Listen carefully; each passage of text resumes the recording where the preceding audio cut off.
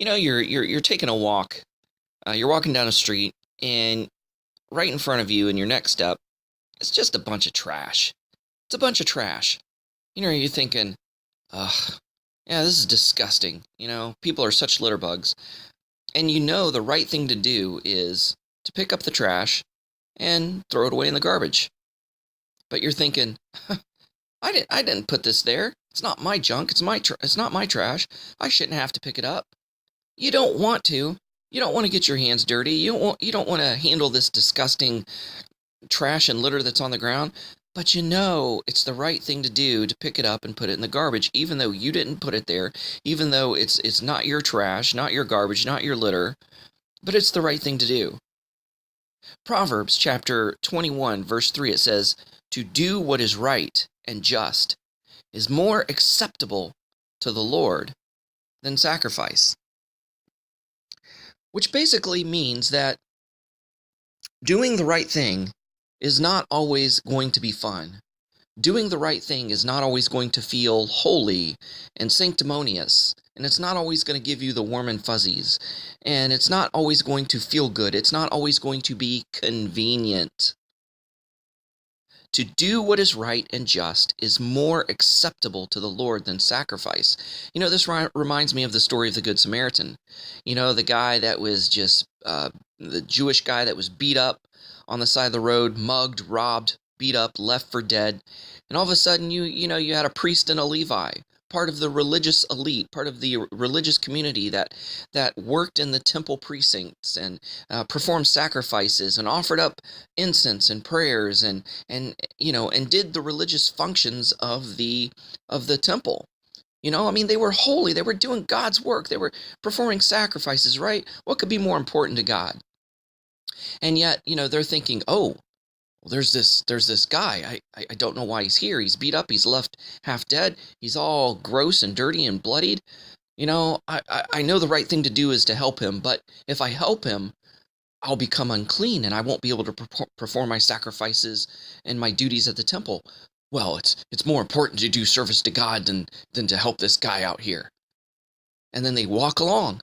But yet, what did Yeshua say? Yeshua said that whatever you do to the least of my brethren, you've done it to me. He complained to the religious elite. He says, you know what? I was in prison. I was naked. And you didn't feed me. You didn't come and visit me. I was sick and you didn't visit me.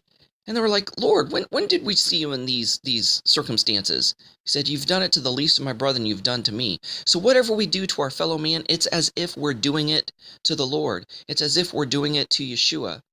Does God want us to sing praises to him and to pray to him and to read his word and to do all these religious rituals? Well, yeah, he does. There's a time and place for that. But where's the priorities? What would he rather us do? Sing praise to him, read the word, or help a guy that's been beat up, bloodied, and left half dead? Pick up trash off the ground.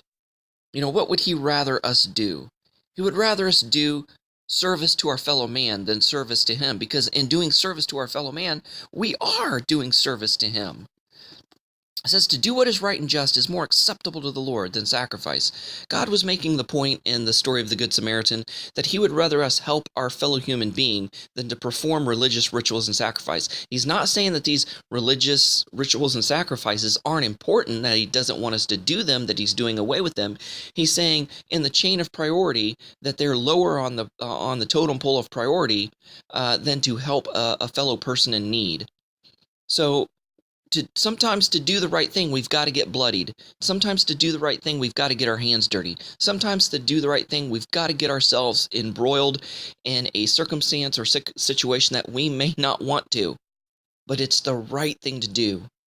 It's a form of worship. It's a form of praise and adoration to God, even more so than singing hymns or reading the Bible or praying or any other religious ritual. There's a time and a place for that.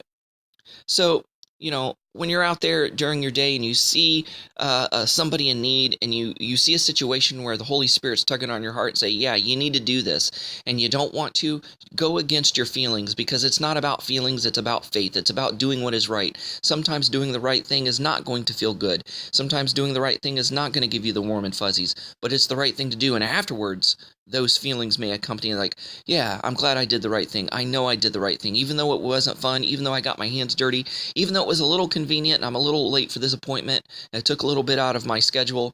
I know I did the right thing, and I know I pleased God, more so than making an excuse and passing on. So go out there and have a great day, and God bless. Thanks for watching. Don't forget to press the like button, as well as the subscribe button if you haven't done so already, and the notification bell that'll let you know every time I make a new video. And don't forget to share this with a friend. Also, visit our website at abrahamsdescendants.com. Thanks. Shalom.